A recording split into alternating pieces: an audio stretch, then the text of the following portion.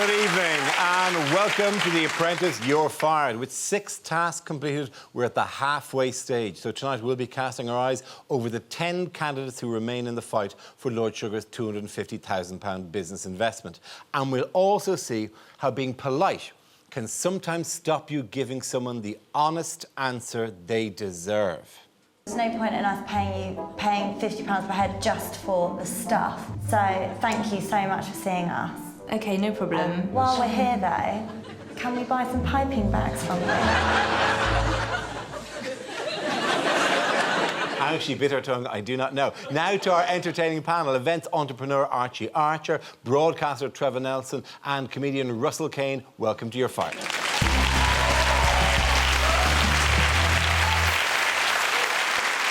Tonight's task of running a corporate away day resulted in one candidate making their way home. I do know what my instinct is telling me about you, Rebecca. You haven't proved yourself to me at all, so, Rebecca, you're fired. Thank you for the opportunity.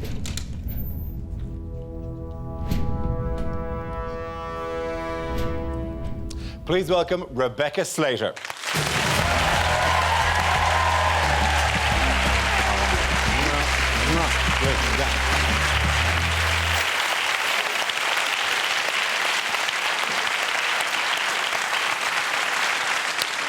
Rebecca, are you disappointed? Of course, I'm gutted. I would have loved to have got through, but, you know, I guess I didn't stick up for myself too well in the boardroom, but, yeah. You know, was it a surprise when you were in there? Could you feel it? It was because Francesca said, I'm not bringing you in beforehand. Don't worry, I'm not bringing you in. So I thought, oh, I can relax. And then when did she say that? When did she? Beforehand, but no, out the window when it came down to it, yeah, didn't it? Yeah. I mean, I love Francesca. She's great. So, but yeah, she's saying it to everyone. I'm not bringing you in. I'm not bringing him. I'm not bringing you in. None of you are coming in. It's all on me. None of you. Take the rest of the day off. Knock yourselves out. Go on home. Let's take a look at where it went wrong for you. Wine tasting in the school. It wasn't solely down to me, it was a suggestion. Why don't we choose wine tasting? Do you want to do the waffling or do you want me to do the waffling, or do we just do it between each other and make it comedy? It's not so much that we're connoisseurs on wine. Indeed, I mean... But we know which is the most expensive and therefore the nicest quality. Your team lost by £500. And you were charged £600 for your motivational speaker. I'm very keen on the motivational speaker. I think we can do that ourselves. No. I'm hearing that Rebecca's idea was for the wine tasting, Rebecca's idea was for the motivational speaker. That's £900 worth, and you had a romped home. Difficult to know where to start. Tell you what, you do the waffling, I do the waffling, and we'll just make comedy. It's the recipe.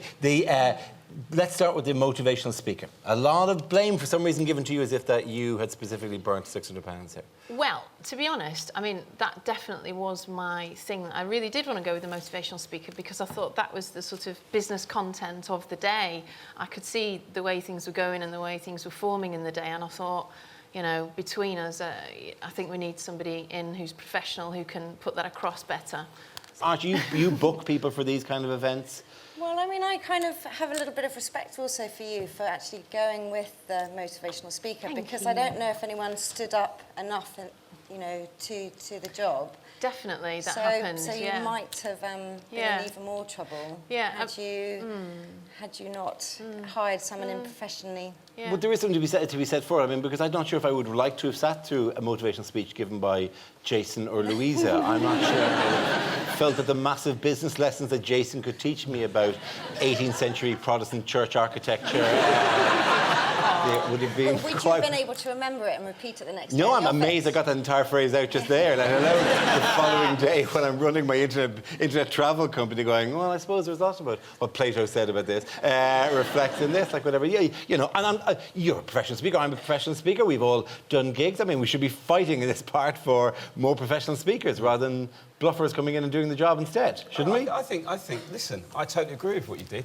I think you did the right thing, and you were just unlucky the other team had an inspirational, motivational speaker for free. Yeah, you know, and he was good. We watched it and we thought, where's this going? And then the motivational speaker came up and everyone's attention was like this, looking at him like this. And that's what you do on away days. We've all been on them. And you need that. And you were sticking to a brief there. And that was the only part of of your whole task that you got right. I just want to stress. And if you didn't do that, you'd have been in real trouble. So Yeah, if you could imagine what the fine would have been if you'd saved yourself the £600. Because people are going, I'm not sure how much you want to pay for cupcakes and the wine tasting. Well, you know, everybody likes a glass of wine. And I thought it might relax people and we could try and turn it into some kind of interesting event. How much do you know about wine?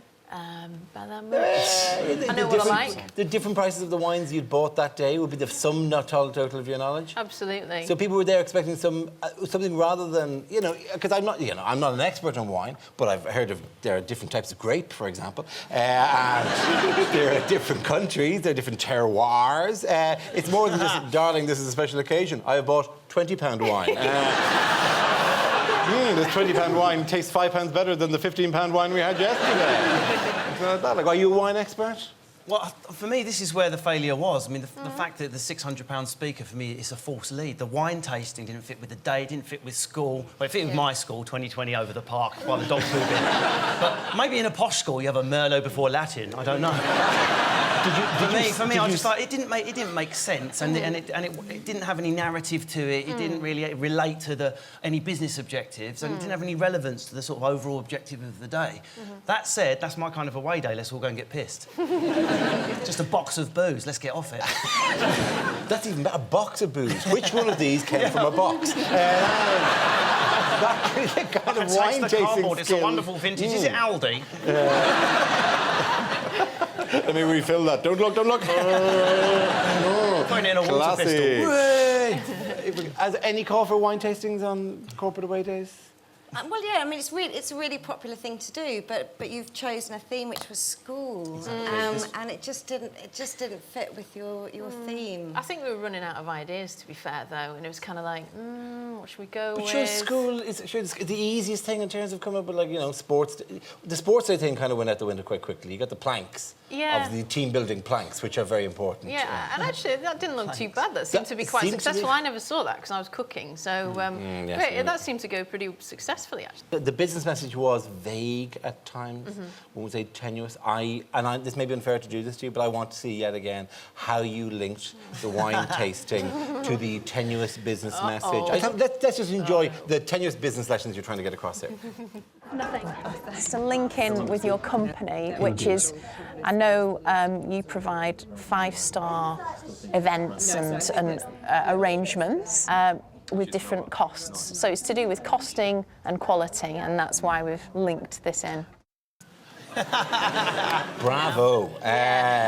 On closer examination, it made no sense whatsoever, but you did roughly get it. We have, by the way, some of the attendees of both of your day and of the other day here, and a big wave to them. There's some of the wine people there as well. And the guy who went, I got bored. The man who got bored during a ferry, that's him up there waving away. Let's get a shot of you. The man who midway through a fairy cake demonstration went, I'm bored of fairy cake. Yeah, it doesn't have anything more to do with it. Like, have you enjoyed today so far? Yeah, great, that'll be £5 I know you people pay for anything, right? We gave you a drink, I think, outside. You've seen a television show. Yeah, divvy up there, my friend. Obviously, if we want to talk about the most egregious examples of corporate speak, Francesca was the project manager of the losing team, and for the most hideous uses of jargon alone, could have been expelled. Of all the tasks so far, this is the perfect one for me. Francesca, a lot of the comments in here were saying that these people were trying to take us as mugs. They said that you're kind of blagging them. Moving you forward to the one goal, success at work, success in yourselves, or just success in life, and happiness. Do you believe what you're saying? Can you hear it? Can you hear what you're saying? I want to be a policewoman. I'm not a policewoman now. So what's the point of this? I'm not quite sure yet what's going on. I thought it was just me. I don't know what you're talking about. Can everyone hear me okay? Am I loud enough? All you keep doing is saying this is motivational. If you say it enough times, you convince yourself. Yes. This was a total disaster. Everyone happy?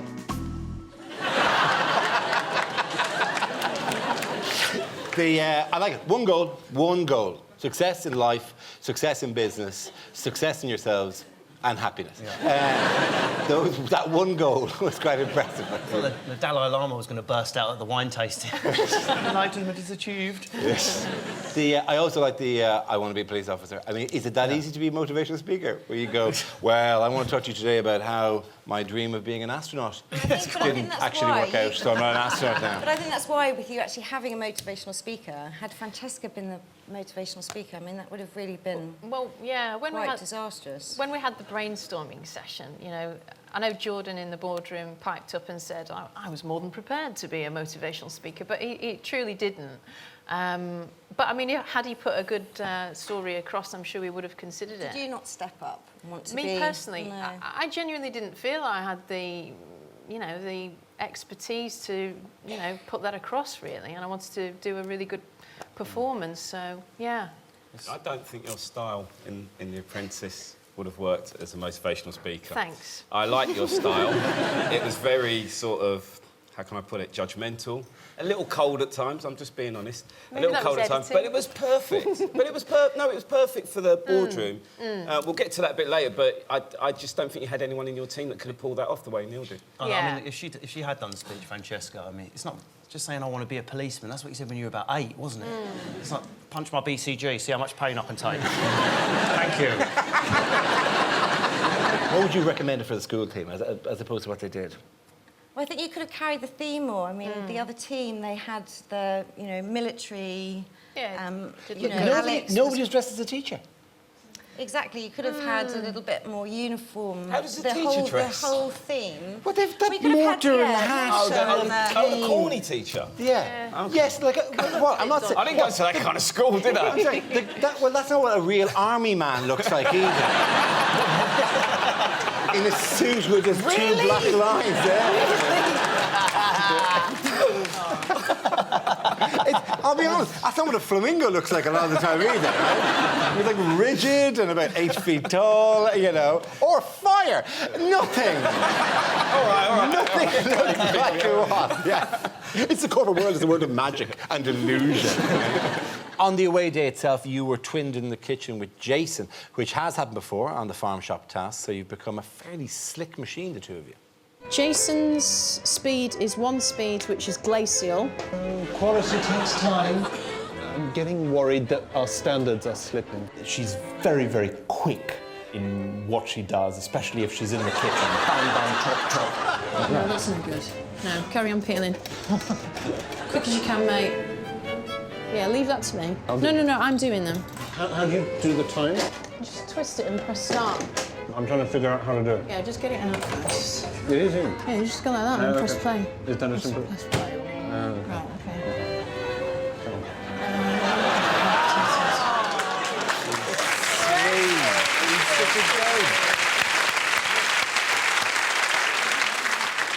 I don't think it's press play, by the way. It's a really dull film of your lasagna just slowly rotating around at set speed. Like, in the kitchen, is it tactically a bad mistake, Charles? Jason. Well, is Jason tactically a bad mistake? Jason is the mascot of the whole show. I mean, we can't lose Jason, can we? I mean, Jason, every time you see him, you just start smiling, but I'd never want to work with him. I'd never want him to work for me. I'd never want to do a task with him. I can't believe he's still in the show. Would you want to invest £250,000 in your own money? £250 at most with Jason. But we love. He's just lovable. He's just such a nice guy. How can you not like him? Yeah, he's fab. Is he and eccentric? Oh, he is eccentric, but does he have any use at all in the kitchen? Actually, you know, he did get quite polished in the end, and he was pretty slick by the end. I whipped him into shape. Good for you. Very good. Yeah, I think he's pretty good. I quite like Jason. I know he's a bit bimbling. I'm not quite sure what his business is. I'm not quite... Nobody can imagine what his business is. Yeah, what is it? He's taking scrapings from Egyptian ruins in order to examine them. He's got this massive horse. I'm going to hold soldiers inside it. I'm going to go into a fortress. It's going to be brilliant. Troy won't know what's coming. I want to rewrite Carter's history of 18th century Protestant churches. It's not representative at all. It'll be something sweet. If he comes in and he's like, it's really, you know, really wrong, like it's really like, yeah, I want to export people to work in mines.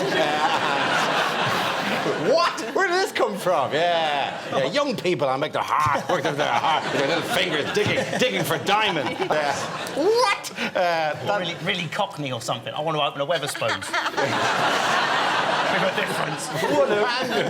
randomly open an off license in a really bad area, but like in the middle of the night, and we sell the booze cheap. You know what I mean? Like, that's my plan. Like, yeah, it's not going to be that. Let's face it. While we're on the subject of Jason, by the way, we're always on the lookout for candidates' little traits and habits, and this is what we found about him. I just feel that I think it's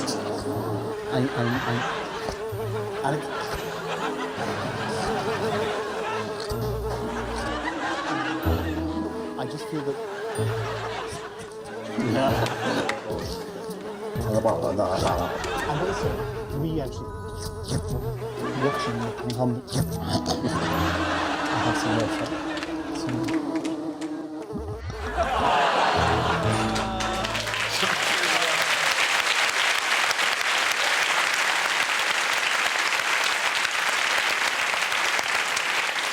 Usually when the candidates dislike something, they say it's out of their comfort zone, and Louisa does speak more bluntly.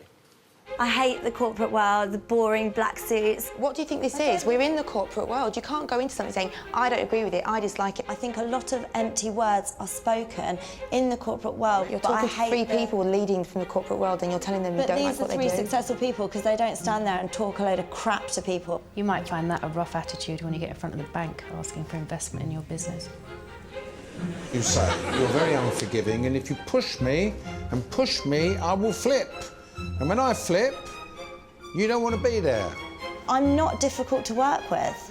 I find Louisa obstinate and argumentative. I'm going to give you the benefit of the doubt today. You're 25 years old, but I've got my eye on you, OK? Yeah, it does seem an unusual show to go on if you hate the corporate world. It's such a weird way to open, though, wasn't it? Imagine if I sat here and went, I hate the whole show, I hate The Apprentice, I hate the whole show. First question, please, Dara. Do you know what I hate? I hate ice and I hate dancing. And I really hate dancing on ice. Welcome to Dancing on Ice. Karen's point was very well made. Yeah, in the boardroom. Most of Karen's point, I think, was made in the look Karen gave after she'd made the point, which you kind of went, and you kind of go. You and Louisa didn't get on particularly well. Well, you know, big characters, big egos, you know. I think she's pretty one-track-minded. You know, she's very focused. So we'll see how she goes from here. Yes. I'd say Be interesting to see. I'll enjoy it. Do like an honest candidate on this show. How are you finding now? Have you been watching Louisa, and she's a fiery... I quite like Louisa. She keeps going on about it's just not easy being this fit. So... Do you know what it's like to be this hot? It's so random. You know, the thing about her, she's like real talk Lou, you know. It goes in brain, goes straight out mouth, and if she doesn't like you, if she just says it. And obviously in this task, she, you know, by letting the cat out of the bag, by saying, oh, I don't like corporate, it was just unbelievable. OK, well, I want you to brace yourself, though, because we do now get to hear what Lord Sugar and your former colleagues have to say about you. Rebecca was behind the flawed decisions of hiring a motivational speaker and the wine tasting. She's just like the glorified cook, really, and good salesperson. On the second day, she played it safe. She put herself in the kitchen. Lord Sugar's not looking for a cook, he's looking for a business partner, and I don't think that's her. Rebecca failed to demonstrate that she has the judgment that is needed to go into a joint venture with me, and that's why I fired Rebecca. Frustrating? Irritating to see that? Yeah, disappointing. You know, Lord Sugar, I value his opinion, and, you know, everybody else are entitled to theirs. I'll get the impression of how much value you put in it, though. What have you learned from this process, then? I think to have conviction in myself and really push that through. Yeah, definitely. Be a bit more forceful in that way. Are you still in surgical sales? I'm still in surgical sales, which I absolutely love, but I'm also going ahead with my business plan, which I wanted to put towards Lord Sugar, which is selling moissanite online. Your business is it's Gem. It's a gem, gems. moissanite, yeah. You brought the list of things you brought to market, like from. Yeah, I used to manufacture, so I used to sell bindies. Wow, So I love those those. little They're things gorgeous. that you stick on your But you head. brought bindies over to us because you went to Yeah. India looking for a business Well, idea. I went to India with a grand, and I knew I was going to set up a business, and I came back with a few bindies, and I just came back at the right time, and I managed to get them into all the big department stores. So yes, I kind of created this huge craze.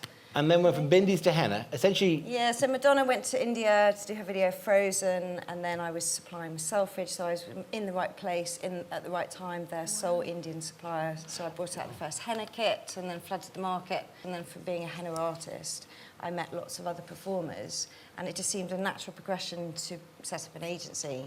okay. Now to the winning team. Leah may have been project manager, but it was Sergeant Neil who saved the day.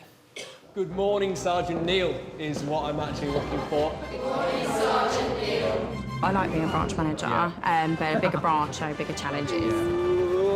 Yes! Great shot, well done, congratulations. My motivation comes from when I was 18 years of age and my dad passed away from cancer. Dad wanted to push me to be a football player. I played semi-professional football and I thought that was going to be my dream. Neil's really stood out for me. He's very engaging, he's very warm, and he can relate to everyone at quite a personal level, which is so important when you do this type of event. Everybody should always have one key motivation. Make sure that you do everything you can to go out and get it. I have to tell you, they were very impressed with you, Neil. Thank you. Very impressed indeed. He's always been very brash, very confident. He, like, every week says something along the lines of, I suppose Neil Clough will have to save the day.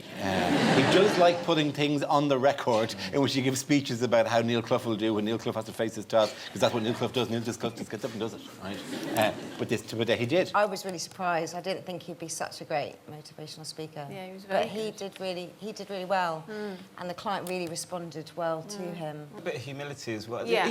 There was a side to him. Side to Yeah, a him. side to him. Seen And I think before. he started talking about his father who passed, and that changed that could change everything for him this series. You know, if he doesn't go back to the brash, you know, Neil. I really liked him in this. He was amazing. Yeah, well, also smart himself and Miles.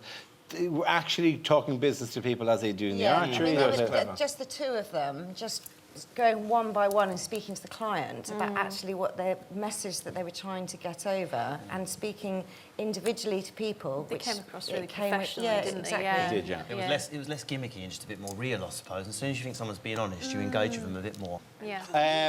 2 weeks ago, Alex offered to dress up as a scarecrow, so it probably wasn't a huge stretch for him to unleash this character.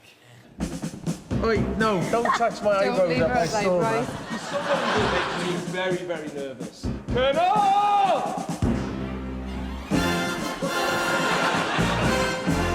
We put Alex in a sergeant major role. Colonel. And that was okay. Colonel! Get one thing clear. Yes, Colonel, I'd like to hear. Right, attention commands! Attention, please! A bit pantomime at times, Alex. Please walk your team this way. Excuse me, sir. I hear noise! That was absolutely disgraceful. Disgusting. You have 3 minutes left. I think the Colonel's got plenty of ego to go around. Brilliant.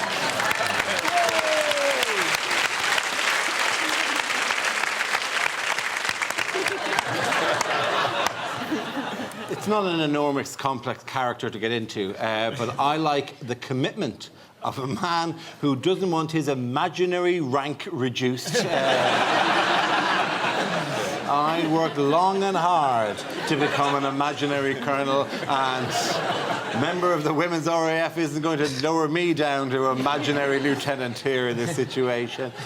He took it a bit too seriously, didn't he? He loves it. He loves He it. got into the character. Yeah, He was, absolutely. you know, that's why I think their team and their theme was carried throughout, and he carried it off. It looked it kind of worked in the end. Is there a gig available for him? Would you use him again? I think I'd book you looking like that. Thank you very, very much. It's very easy. I'm very proud of this. It took ages to work out the makeup techniques. But actually, I think I just looked at some weird... They're going the same way. That's what there. It's supposed to be that, isn't it? Am I doing it wrong again? I'm doing it wrong again. Yeah, I'm just not as good at this as he is because he puts the hours in. We got to see the work that's done, right, on Alex, and this was exciting.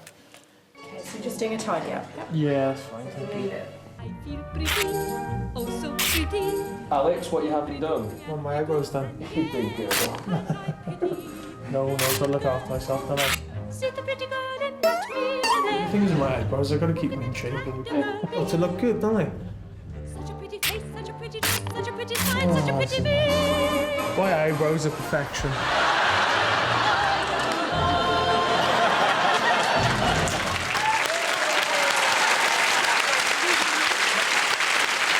Bravo.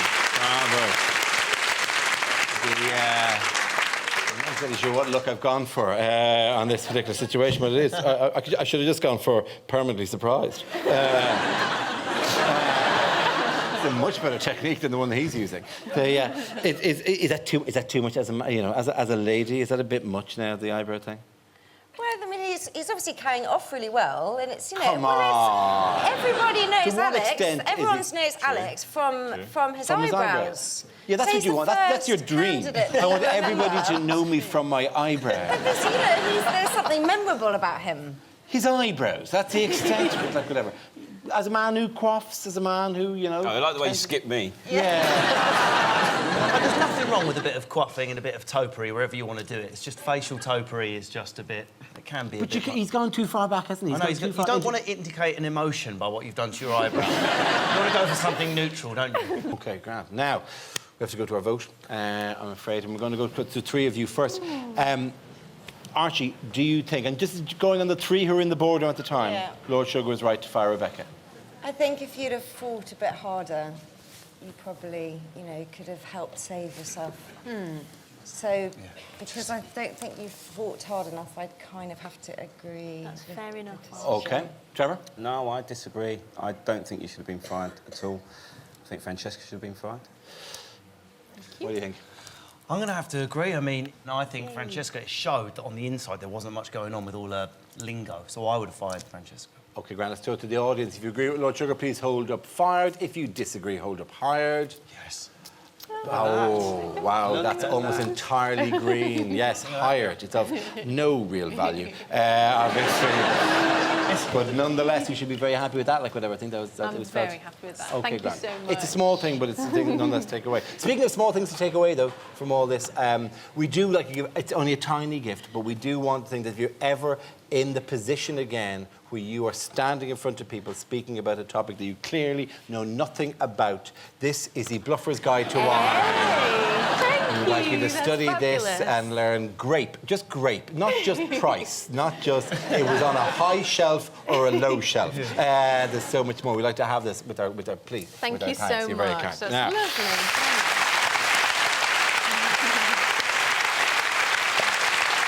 you made it to the halfway stage, Rebecca. Here are your highlights. I don't let people walk over me in life or in business.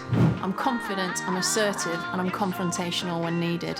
Hello there, ladies. Good afternoon. Do come over. I'm plain speaking. I'm English. Hello? No. Come on. It's got rivets in, you can put your pens in, etc. So, yeah, the tidy siding. Just one of the nicest people I've met. She's a top girl. Very decent. A great pleasure to be around. You went in and you nailed it, and we're all really proud of you. I've done it!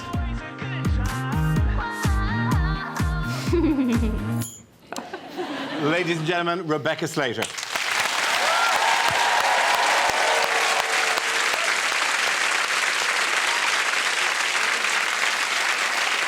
And And that's it for tonight. Thanks to all of my guests. Don't forget that on our website at bbc.co.uk/apprentice, you'll find Matt Edmondson's awkward conversations with the fired candidates, and we're also on Twitter and Facebook, so you can have an apprentice feast for yourselves. Next week, the candidates enter the alien world of a caravan show, and it's not long before the wheels start to fall off. I'm sending you to the motorhome caravan show, and you, no hiding. Jason, we're not buying motorbikes. Caravan. Oh, this is nice. It's an actional obstruct. You told me you can do things you like. You can't. Has he got a toilet? I literally hate caravans. Do you have plugs when you go camping? Old. Ridiculous. Horrible. Your face. Take care.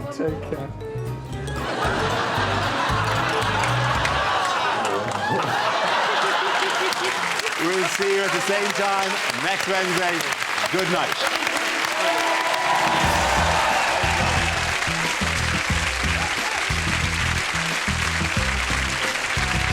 Newsnight's next here on BBC Two Northern Ireland. Then the sensitive issue of policing is tonight's spotlight topic at 11:20, with a hunt for Henry's new bride at 11:50 in the Tudors.